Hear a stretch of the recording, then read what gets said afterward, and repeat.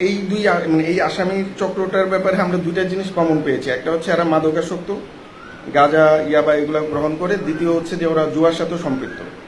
তো এই দুইটা জিনিস হয়তো শুধু এদের ক্ষেত্রে না, আমাদের যারাই কিশোর গ্যাংয়ের সাথে জড়িত বা এই ধরনের কর্মকাণ্ডের সাথে জড়িত তাদের ভিতরে এই প্রবণতাটা থাকে।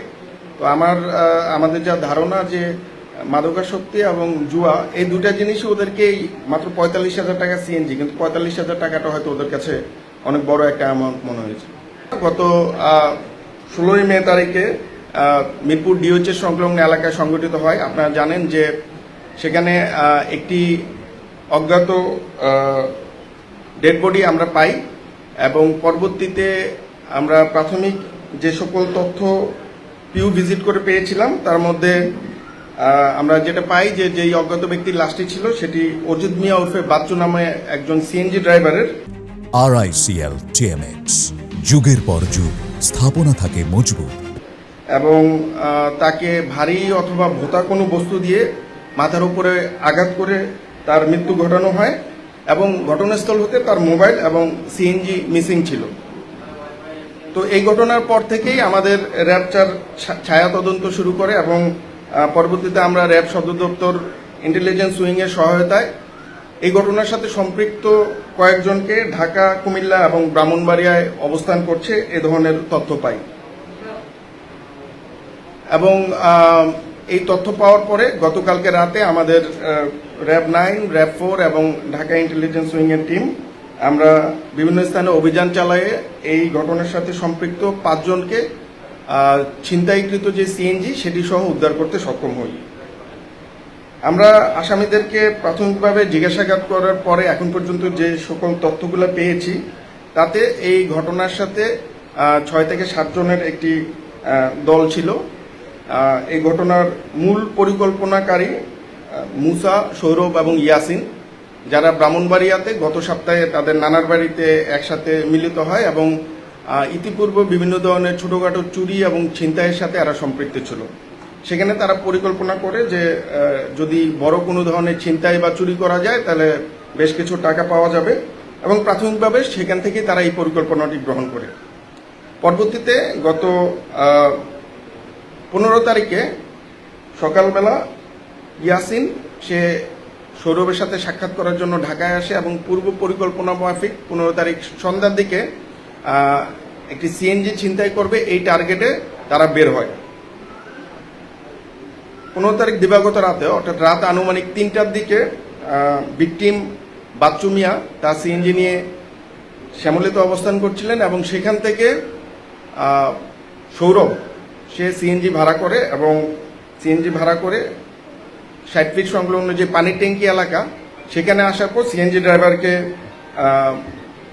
সে টয়লেটে যাবে বলে সিএনজিটা থামাইতে বলে এবং তার একজন ভাই আসবে উঠবে এটা বলে সিএনজি থামাইতে বলে। পরবর্তীতে এখানে এসে সৌরভের সাথে ইয়াসিন যোগ হয় এবং সিএনজি ড্রাইভার যখন সিএনজিটি ঘোরানোর জন্য গাড়ি থেকে নামেন তখন তারা দুজন মিলে তাকে মাথার পিছন থেকে হাতুড়ি দিয়ে আঘাত করে এবং উপর্যুপরি আঘাতের পরে সে আহত হয় এবং গুঙ্গানি শব্দ করে। এই দুজনের মধ্যে ইয়াসিন সে আবার সিএনজি চালাইতে পারে, সো সে সিএনজি সামনের সিটে বসে এবং সৌরভ যে ভিকটিম আছে তাকে নিয়ে পিছনে সিটে বসে।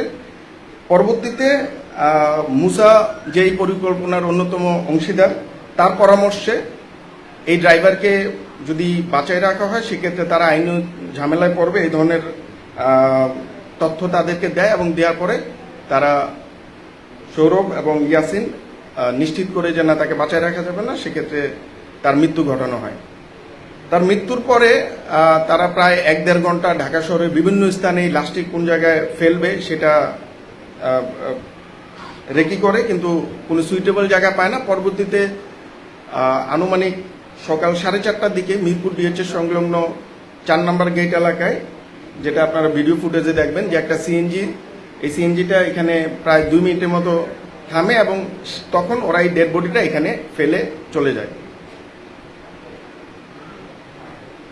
তো এই চলে যাওয়ার পরে পরদিন সকালবেলা এই যেহেতু সিএনজি রক্তাক্ত ছিল সিএনজিটা সাভারে নিয়ে যায় এবং সাভারে গিয়ে সেটা পরিষ্কার পরিচ্ছন্ন করে 16 তারিখ সন্ধ্যাবেলায় তারা সিএনজিটিকে বিক্রির উদ্দেশ্যে ব্রাহ্মণবাড়িয়ার উদ্দেশ্যে রওনা দেয় এবং এই ক্ষেত্রে তাদের সাথে এসে মুসা যোগদান করে। ব্রাহ্মণবাড়িয়া যাওয়ার পরে সিএনজি বিক্রি চক্রের মানে চুরি চক্রের হোতা আলামিন, তার দুই সহযোগী দুলাল এবং শাহজালাল, তারাও ইতিমধ্যেই এই সিএনজি নিয়ে ব্রাহ্মণবাড়িয়া যায় এবং ব্রাহ্মণবাড়িয়া যাওয়ার পরে আলামিন আসার পরে আলামিনের নিকট সিএনজিটি 45,000 টাকায় বিক্রি করে এবং পরবর্তীতে এই সিএনজিটি কুমিল্লার চান্দিনায় বা দেবিদ্বার এলাকায় নিয়ে এটার পরিবর্তন এবং পরিমার্জন করে আপনারা দেখতে পাচ্ছেন যে এটাকে চেঞ্জ করা হয়েছে। তো দুই সিএনজি ছিনতাই তাদের মোটিভ এবং